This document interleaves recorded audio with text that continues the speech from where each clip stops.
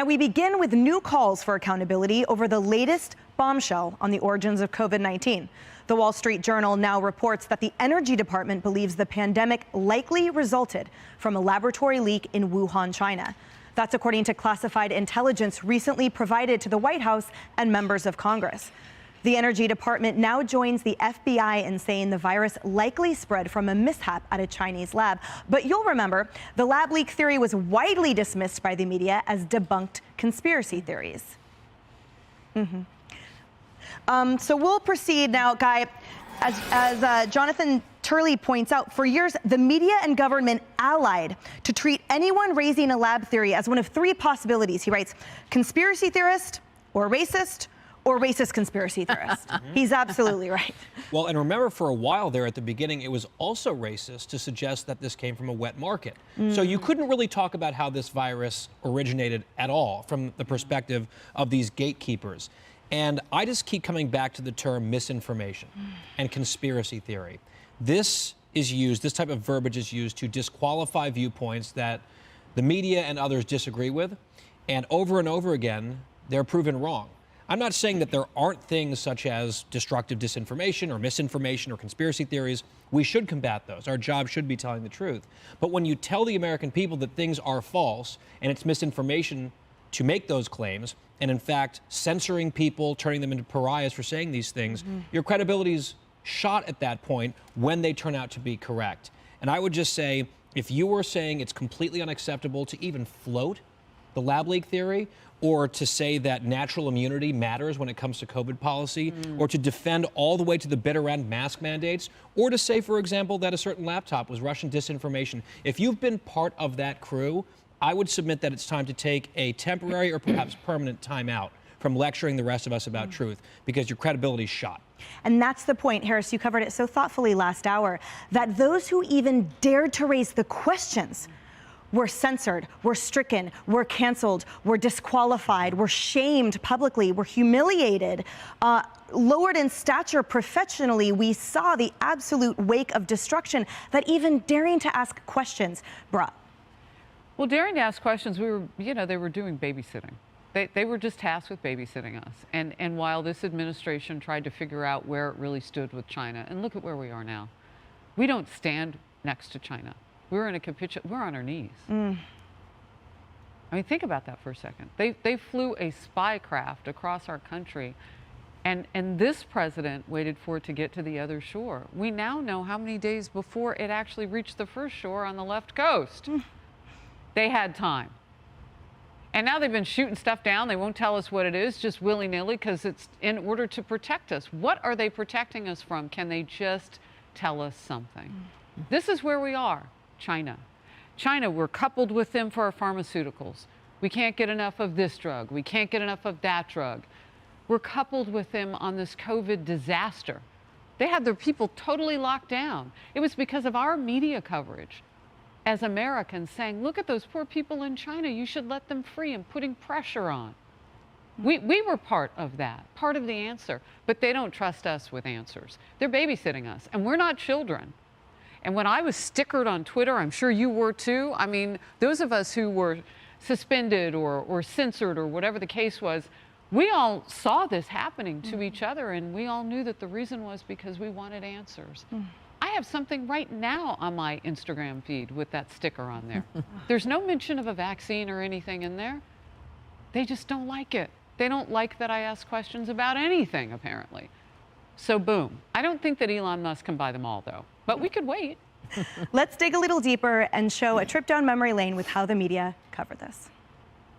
A conspiracy theory going around that the coronavirus originated and was perhaps man-made inside a lab in China. And then there's this theory, widely debunked. This paper from 2 Chinese researchers that says it is plausible that the virus leaked accidentally from one of 2 labs near the Wuhan seafood market. This question about the Wuhan lab, we know that it's been debunked that this virus was man-made or modified or anything like that. Just weeks ago, Dr. Anthony Fauci rejected the conspiracy that coronavirus was man-made in a lab in Wuhan, China.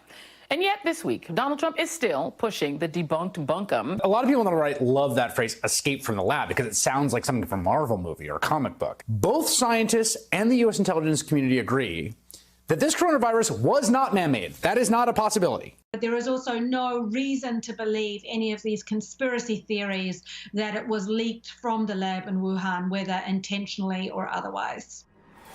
It's shameful, Tammy, especially in context now of, as Guy pointed out, so much of that becoming or being confirmed that it was true. And again, just the fact that the inverse wasn't proven to be true. Right. So in the absence of any facts, as people were daring to ask questions, especially in the landscape of grants to the Wuhan lab and grants by China to American universities and things that did obviate the need to ask questions, this was what we got. Yes, and that's an excellent point, and I think one of the most important points and where this will land with the American people. That uniformity takes time and effort. They weren't just all coming to this point of it's debunked and it's a conspiracy theory. You heard the same thing over multiple platforms, when now we know they didn't even know. So the choice was not to say, we don't know, don't jump to conclusions, we're working on this. It was a completely constructed fake front, which will and has been concerning the American people. We've known basic common sense. We do always want evidence. The evidence now is coming through. But the fact is, now we realize that someone within a major kind of combination of a collusion, as we've now seen between government and media, created this false front to effectively gaslight the American people. Why would you do that when ultimately 1 million Americans are dead? What is the question has to be, and I hope the Republicans get to it, the question has to be, in whose interest was this? Yeah. With the money, I know we were funding things. Fauci's got some things to answer. This is beyond just because we're curious. This was a construction of something specific, and it was more, I would argue, yes, it was babysitting, but it was also a training. It was a training for us to just take at face value what the government was saying and to change our lives, which we still feel to this day. Kids out of control, sobriety ruined, Americans not wanting to go into work, Americans still afraid, the media still trying to do that. It was a training of the media. It was a training of us.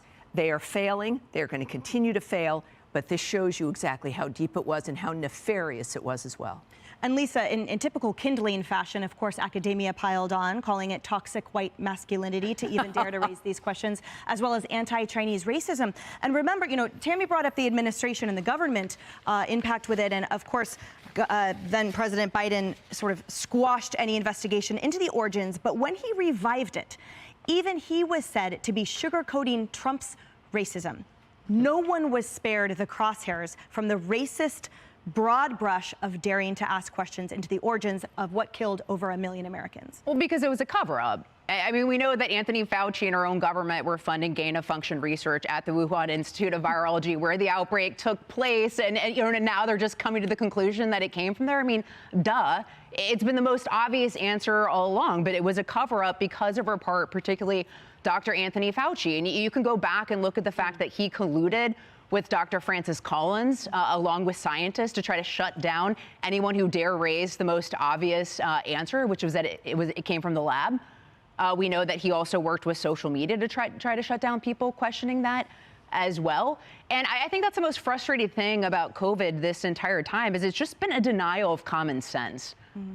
It's just been a simple denial of common sense. And Guy was talking about people who are treated like social pariahs who raise questions. I was one of those people from the beginning on everything. I questioned the lethality of COVID from the beginning, questioned lockdowns from the beginning, questioned the origins of the coronavirus from the beginning, questioned the efficacy of vaccines from the beginning, because I was actually looking at the data and talking to people that weren't necessarily the ones on TV. There were people like Dr. John E. Needies, who wrote an op-ed in March of 2020 saying that it's not as deadly as everyone is saying it is, and that we're basically making all these terrible data decisions off of bad data. And he was right from the beginning. There were people, he's a Stanford epidemiologist. He's world-renowned for debunking bad research. But where was he in the beginning of this? People weren't interested in talking to him.